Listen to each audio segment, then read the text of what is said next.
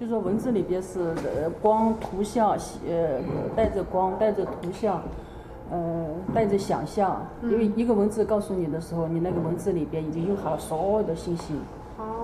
所以他输入指令的时候，那个指令里边带着光，带着图像，带着你的判断、想象，全部通过那个文字已经进入。因为那个文字不仅是自己的，因为传承了这么长时间以来，所有人的对它的认知信息全在里面。对 ，OK， 就是说一个茶水，所有的认知全在这个茶水。就说你看那个谁，你看那个造字那个叫昌吉啊，昌吉造字的时候不是开始说昌吉开始造字了，说昌吉造字鬼神气嘛，就说就是就震动很大的，对，在法界里边。他为什么他不是说鬼神有，就是那种突然那个，因为他是从法界里边把所有的信息用一个符号表现出来了，知道吧？文字是个符号，你知道，不管英文还是中文，就尤其中文不是造中文的字的时候，你知道它等于是造了一个代码，明白吧？把一个信息一个图就是一个信息一个图像一个想象力，再加上你的推理判断经验。所有的说能说出一个代码，用一个字来表现，所以鬼神会就是说在法界会引起震动嘛，因为他一造那一个字的时候，他已经输入法界了，就法界会震动嘛，它有频率的嘛，它会让很多东西震动嘛，在创造字的时候，最早的是它会引起法界的一些震动，创立字的时候，所以你不要以为那个字是这，所以古时候刚开始创立字的时候。传下来就是一个字，就是写字的东西啊。一个纸上，如果只要上边有一个字，你都不能踩，不能扔到垃圾里边，不能拿脚去踩，就是代表那个字的神圣啊。因为那个字里边带的信息太多。知道吧？为什么？因为我们有时候一个佛放在那儿，很多人不愿意去踩啊，它有信息的嘛，不要拿脚去踩它。你想我们现在就生不起那种虔诚啊，就是我们是不了解这些东西的，就是他不还是说就是说你看一个经典或者是一些，你要是真的懂字的神圣呢，就是其实字越来越丰富，就像那种程序越来越扩大，5000字10000字，或者说你懂得字越多，那种信息量越大，同样一句话，可能你加几个形容词啊什么，它的那个表达的那个含义，那个色彩更丰富，比如说我很美，我美得像一朵花，什么花？它就是2个信息在里边了，知道吧？2个信息，就所有的一本经典，你看一本经典的文字的时候，如果是你能知道里边有信息，有佛的知见，再加上光的声音的话，那本经就立起来了。那么经是立体的，就不是个平面的白纸黑字，就是你不懂得字的神圣，就是你生不起那种心来，就说你对文字生不起心来，尤其中国汉字，有最早的那种象形啊，那种加工那些，它都是从宇宙中直接摄取过来。那些造字的人啊，刚开始那些人力量很大的，你知道吗？就是我们随便就把他们改掉了，因为他们造字的时候就是他们那种，他本身这个人就很厉害，里边的每个字里边都是他的夹着他的信息啊，什么东西在里边。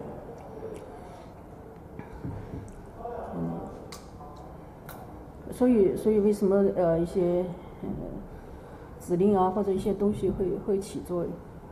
就它里边几代字不是单纯的一个字，它也代表一些代码或者是一些东西。本身一句话就是一个程序。之后，在你的语言系统里，它是一个程序。比如说你念了这一句话，你全身的会起反应的，你知道吧？人会起反应的，而且它这句话出现以后，它在法界也会起反应的。是的。那这样的话，那个咒语啊，因为原来是和梵文翻译成汉文的嘛，那梵文的和汉文的这两个，它里面的信息量是一样的吗？它不同的声音，只是你们因为散乱嘛，你们是感受不到嘛不同的声音在宇宙间产生的东西也太散乱了。比如说你不断的说这句话，又说那句话，说很多的字，乱七八糟说，其实在互相抵消它的作用。然后你是感觉不到那些，你不能刹那之间捕捉到那个信息对你是非常重要的。我的意思是，比如说 Om Mani Padme Hum，音乐不同，没所谓。就是它的梵文我知道的那个图形，这个没有可比性。没有可比性。就是没有可比性。我觉得，比如说南无观世音菩萨，你拿梵文读，拿中文读，拿英文读，其实差不多。我觉得更多的信息来自于我们心的理解。如果你对它的理解不会变的话，应该信息也。但是我就说那个字，有时候刚开始造字那些人，就是能够造出字那些人，本身的那个字的字形啊，里边就进驻了他的全部智慧里边。如果你改动的话，就是说，除非你比他高，你的信息量是抗衡不过他的信息的，所以你的层次比他高，就是反而是削弱了那些东西。就像观世音菩萨的心声的心咒，它只是一种震动，是人力把它翻译成文玛尼白米哄的，知道吧？只是音流啊，是我们那汉语把它发了这个音，知道吧？其他的不一定是，比如其他的众生，如果其他的众生愿意按人的交流做的话，人家可能发出的就不是这几个字嘛。明白。还是自己。你的系统在在翻译这个世界的一切音流，你知道吗？都是你翻译出来的。我们已经在翻译。是。那其实。比如说一个树在摇摆，它只是个音流，然后你就会翻译成沙沙沙，这是你的系统出来的，知道吧？你在系统自动的去搜索这个东西跟你的词汇对应的像，你怎么知道呢？沙沙沙是这个音流呢？对。是你的经验告诉你，那个沙沙沙就能表达这个图像。就能表达这个音流，知道吧？那个树又没跟你说沙沙沙，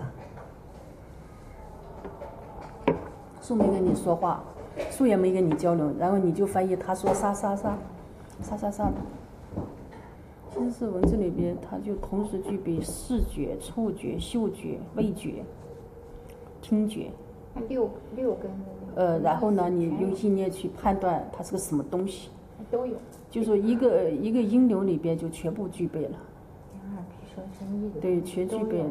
对，你通过一个音流，然后大家就沟通了嘛。为什么那个音流能全方面的沟通？是那个音流里边具备了眼耳鼻舌身的全部信息在里边。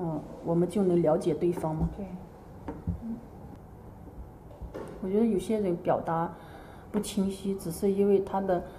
可能视觉在那个文字里边，他的想象力不够，他的视觉表达的没有那么确切。听觉也，因为你说，如果比如说，我在说香蕉的时候，我脑子里准确的想象出这个香蕉来，那对方一定能听懂。我发现，如果你说香蕉的时候，你的脑子里对这个香蕉都不成形，你都想象不出这个香蕉啥样的话，对方一般听不懂。因为你没有把那个图像给了对方。明白。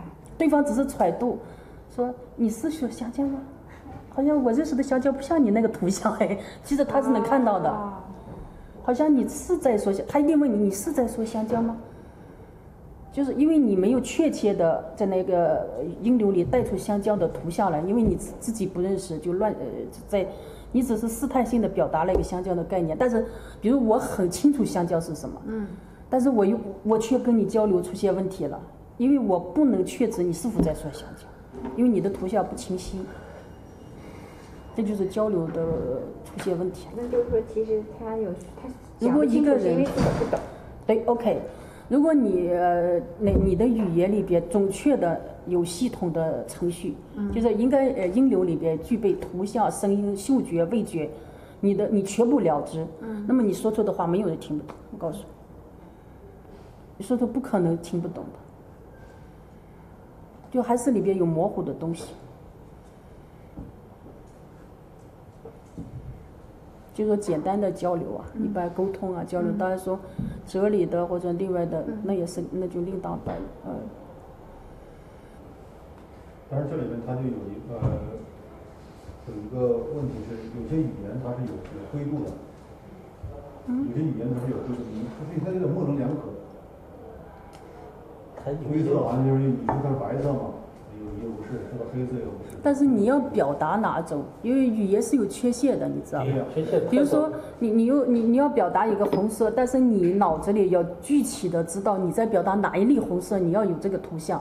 虽然是你不能用语言完整的表达这个你说的这个红色，但是你脑子里出这个红色的图像也行啊，对方也可容易了解。说什么？你重说。比如说，这个是一个李香琴，对吧？这是一个李香琴的学生，两个人同样弹了一首《高山流水》。这个《高山流水》，那李香琴弹的那个《高山流水》，它就很容易在你的头脑中，你至少你觉得它好听。你说我说哈，我至少我觉得它好听。但是李香琴的学生他弹的不是，似乎也不错啊，差不多，但是没有那个味儿。那这个他语言的认知系统他是怎么认知的？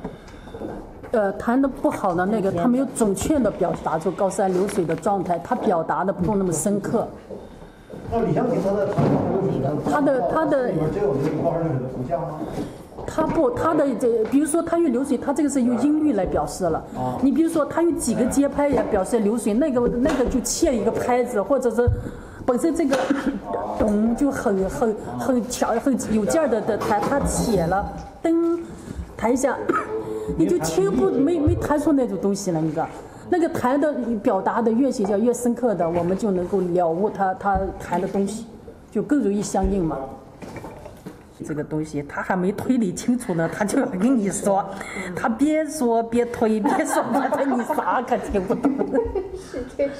他因为他的音乐，他那句话里边没有结果，因为他在推着说，他也在想，他边想边把他的思路说出来了。你是读不懂他的思路的，因为都是他的思路，你只想听说我这个果到底是什么，他是推，今天他从一开始就给你推，你一直在听他这个推理，然后到最后，他还没说结果呢，你就累死了，算了不听了，算了吧，就放弃了。不是，我就举例，就举例说明嘛。我是举例偶然，就喜欢思考的人偶然会有这种状态，就是你在问他一句话的时候，其实他在给你推理，他想说的更明白一些，但是他才给你推应该是什么样的，左边是什么样，这样是什么的，那样他就好像是很多角度，最后你一个角度也没拿到，就那种。其实有时候你只要问结果，就是你的角度，你认为怎么样，他就认为很多。也就像姚老说今天那个，了解的太多了，就公务员来说的，到底是鸟怎么样，到底鸟怎么，他没听到。然后不是这种思考方式，如果是很有思想的人，他用这种方式表达，他还听不懂，他很难接受别人的否定。他很难接受的是，他根据他的推理推出来的，根据他的经验推理推出来那个结果。如果你否定了他的结果的时候，他会很难受，他会觉得你啥也不懂，因为他走了这么长路才推出这个结果，你直接就否定了，因为他觉得你没走。你必须跟他同时再推一次，知道吗？然后如果否定了，他就觉得还有一点水平文化，好像比我推的高。但是你要直接说你不对。他就说你懂个屁，就是没法沟通，就没法沟通了，就这种。说没法沟通了，你直接否定了他整个推下来的结果，因为他推了这么久才推出来的，你必须说，你要是说想否定结果，你也必须把你的理论推出来，也得推这么长，一直到这儿跟他说出相反的结果，这样他就觉得不错啊，也许你推的比我好，这就。你没付出那个长度的话，他不相信你。那别人是怎么表达的？除非这个人就很信服这个人。对，说什么你说什么就是什么了，那就你可以直接否定的。如果不是的话，平等的交流的话，你必须他推多长你推多长，你的思维。其实他这个推理是你在倾听的过程中，比如他推了这么长出来结果，那么从他一开始推到结果这段过程，其实你也在推嘛，你要默默的听，聆听就是个推理嘛，其实你的脑子里也在推，他也在推，你要静下来听完他的推理，然后听到结果，然后这静的一段时间就告诉他你也在推，然后你就说你的角度可能跟我不一样，他就还是能沟通的。